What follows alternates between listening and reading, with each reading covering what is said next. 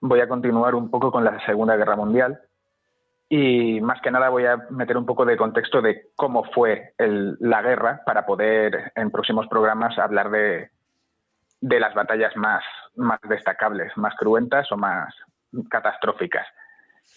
Y es que esta guerra fue diferente a todas las anteriores porque se introdujeron un montón de avances tecnológicos sin precedentes, pero con una serie de altos mandos y generales que eran veteranos de las guerras colonialistas, incluso de la guerra franco-prusiana del siglo XIX, y tenían unas tácticas totalmente desfasadas para ese tipo de armamento. O sea, no era raro ver que, pues mira, yo tengo 20.000 hombres, ellos tienen 5.000, ¿qué más da que estén en trincheras llenos de nidos de ametralladoras? Yo les mando cargar y seguro que gano. Y se liaron unas masacres brutales por culpa Perdona, de... vas a hablar de la primera, ¿no? Primera Guerra Mundial. Sí, sí, es la Primera Guerra Mundial. Sí, y sí. Pues nada, como digo, hubo avances muy grandes en el desarrollo tanto de armas cuerpo a cuerpo como de armamento militar más complejo. Se desarrollaron las ametralladoras, que antes eran armatostes enormes, y a partir de aquí empezó a haber los primeros modelos portátiles.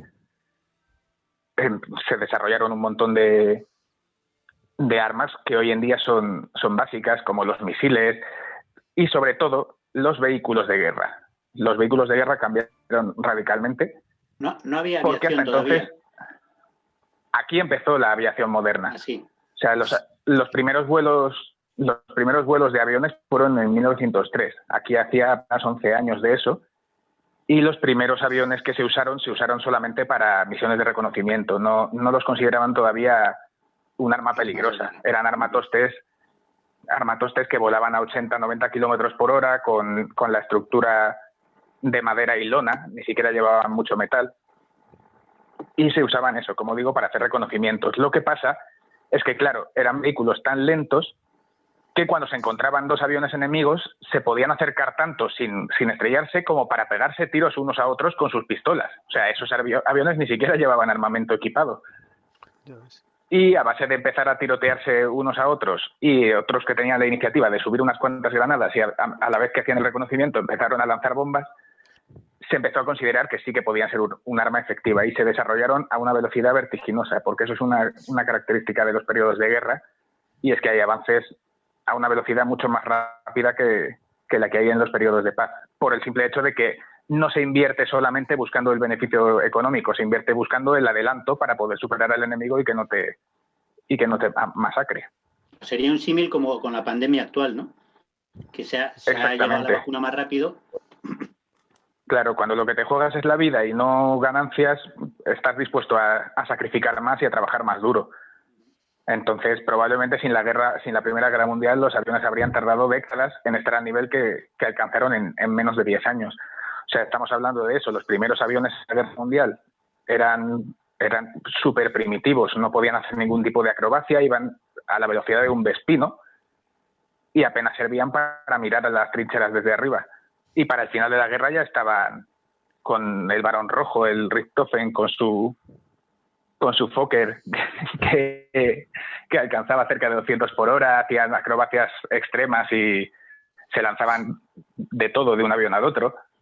Se separaron, de hecho, ya no usaban cualquier avión para cualquier misión. Aquí empezaron a desarrollar unos para ser cazas y luchar contra otros aviones, y a otros para ser bombarderos y llevar grandes cargamentos para reventar las trincheras enemigas. Pero bueno, eso fue la guerra uno de como los gran campos. acicate para el desarrollo de la aviación. No veas. Y de un montón de cosas más. Si es que es la cosa, o sea, ahí se invierte a lo loco. Claro. Y la guerra es algo terrible que es deseable avanzar más lentamente sin tener que pasar por una guerra. Claro. Pero es innegable que existen esos avances. Bueno, pero de hecho también son los elementos de las sociedades capitalistas, ¿no? La necesidad de guerra como forma de activación industrial, que le valió mucho, por ejemplo, a Estados Unidos en la Segunda Guerra Mundial para superar el periodo entre guerras y el crack del 29, que arrastró a la economía estadounidense durante mucho tiempo y también formó parte de esa reactivación industrial y económica, si no me equivoco, ¿no, Ala? Sí, toda la época dorada de Estados Unidos es la posguerra de la Segunda Guerra Mundial. Eso me parece que lo comenté, de hecho, cuando hablé sobre la bolsa, me parece que lo comenté Sí, por sí, encima. es cierto, sí, sí. Pero Estados Unidos en los 50 estaba tan bien porque estaba viviendo de las rentas de todo lo que le debían el resto de naciones por el material que había estado vendiendo durante la Segunda Guerra Mundial. Y que en la Segunda Guerra Mundial ya hablaré en otro momento de los avances que trajo, porque también trajo una barbaridad de avances, sin ir más lejos todo el programa espacial. Pero bueno, aquí también, insisto, o sea, las batallas eran extremadamente desagradables para el soldado de a pie, porque sus comandantes seguían empeñados en que los soldados lo que tenían que hacer era cargar en números masivos contra el enemigo. Y claro, aquí el enemigo tenía, como decimos, aviones cada vez más ágiles y más letales y tanques, que aunque los vehículos blindados llevan existiendo desde la antigüedad, fue en la Primera Guerra Mundial cuando empezaron a usarse eficazmente. O sea, al principio de la guerra, esos mismos comandantes con conocimientos muy desfasados pensaban que los tanques pues igual servían en una situación súper puntual, de mira, este sitio está muy, muy atrincherado, pues metemos un tanque. Pero aquí fue cuando se empezó a descubrir que una buena formación de tanques podía arrasar las líneas enemigas en cuestión de horas, cuando podía llevar semanas con las tropas de a pie. Se empezaron a hacer más rápidos, más potentes y a tener la forma del tanque que conocemos hoy en día. Todo esto como preludio para la Segunda Guerra Mundial, que fue cuando se liberó masivamente con el famoso perro del desierto y la campaña de África. Sí, con Rommel, esas campañas, ¿no? De Rommel y Montgomery sí. Bueno, que eso claro. Ya nos contarás en su momento, sí, sí. Claro, en la Segunda Guerra Mundial eran mucho más expertos los altos mandos porque eran veteranos de la Primera Guerra Mundial. Cierto, ya sabían usar ese armamento. Aquí, insisto, venía el... ¿Sí? Nada, termina, que quería hacerte una pregunta al margen de esto. No, dime. No, quería que comentaras qué película crees tú que refleja mejor esa vida en las trincheras y esa metodología de batalla de, venga, cuanto más gente, al final, o sea, ganar por matemáticas, ¿no? Si somos más que el contrario en la trinchera, caeremos más tarde. ¿Qué película dirías que pues refleja mejor? Una muy reciente que es estupendísima es 1917. Esa es una de las mejores películas bélicas que he visto y visualmente es una preciosidad, es una pasada los contrastes entre un paisaje precioso y una masacre justo al lado. Y yo creo que muestra muy bien cómo era esa guerra. O sea, es que fue la última guerra totalmente cuerpo a cuerpo. O sea, hasta los vehículos que los manejabas como quien maneja una moto. O sea, tenías que cambiar tu peso, manejabas absolutamente todo sin ninguna asistencia automática. Apuntabas, o sea, las balas iban a donde apuntabas tú, no había ningún tipo de arma autoguiada, ¿sabes? Fue la última guerra a la antigua incorporando tecnología moderna. Eso la hace muy espectacular para una película, pero precisamente por lo horrible que es. También está muy bien ¿cómo se llamaba? El largo domingo de noviazgo, una película francesa de Jean-Pierre Jeunet, creo. Es del mismo director que Amélie y con la misma prota que Amélie. Y está muy bien, te cuenta una historia pequeñita dentro de la trinchera y yo creo que también recrea muy bien cómo era esa guerra de sucia y de asquerosa. ¿Y Senderos de Gloria te parece que también está bien? Es más panfletera. A mí me gusta o sea, no es buena, pero me gusta que intente ser más crudas y más realistas. Pensaba, Xavi, que con sangre y tal. Pensaba que le ibas a pillar, Xavi. Ya no solo Gloria. Sí, pero que no solo es por la sangre, es por eso. Fue una guerra especialmente sucia y no épica. O sea, fue una guerra desagradable y patética y muy penosa.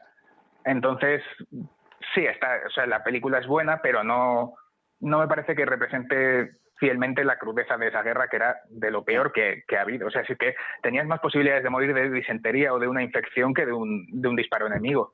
Es que estaba la gente con sus compañeros que habían muerto 3 semanas antes licuándose donde dormían ellos, ¿sabes? Era una cosa increíble.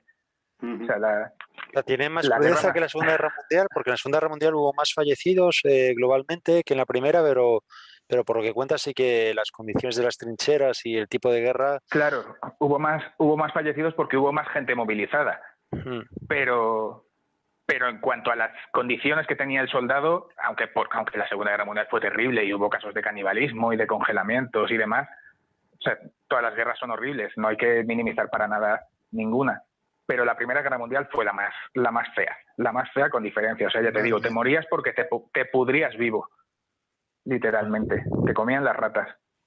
Madre mía. Pero bueno, nada, otros avances que trajo, y con esto ya termino, es aparte del armamento que ya he mencionado, submarinos, aviones, tanques, un montón de avances pequeñitos, como el papel absorbente con el que se hacen las toallitas o las compresas. Se había inventado para hacer uniformes baratos. Me temo que solubles al agua, pero... Y tonterías como la cremallera y demás, y trajo avances brutales en cirugía plástica, en prótesis, en tonterías como la cremallera, dice. De miembros. Eso que yo me quedé alucinado. Ese es el velcro, tonterías como la cremallera, el velcro, el fuego y la rueda. Pero...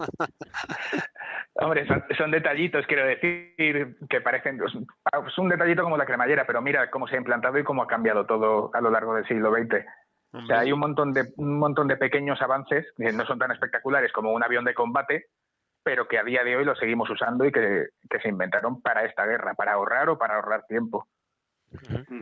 También se avanzó un montón en comida liofilizada y demás. Por esa época. Qué bueno. Claro, no, de hecho desde antes las latas de conserva se inventaron en la época de Napoleón. Y para esta época era para que los soldados pudiesen llevar algún tipo de alimento que no fuese solo cecina, que era lo que llevaban antes. Y en esta época ya pues se inventaron las...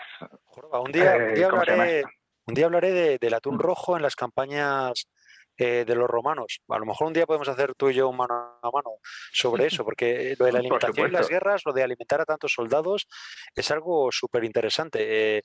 Y, por ejemplo, hay ciudades como Cartagena, que era Cartago de la época, que nutrían a las legiones romanas a base de atún rojo desecado, que se hacía cecina de atún rojo. Pero bueno... Perdona por interrumpirte. Ojo, que la última vez que se hizo una sección entre dos colaboradores nació una nueva sección. O sea, sí. Lo veo. A mí es que me atrae mucho señor Lobo, lo veo ahí. Esta colaboración se viene fraguando desde hace tiempo. Sí. Vais en camino a... Lo que pasa es que yo le tiro los tejos a Alo y Alo no me responde. Sí. Si me parece una idea estupenda. Si lográis algún cuadro pictórico de Napoleón abriéndose una lata de mejillones en escabeche y la sacamos.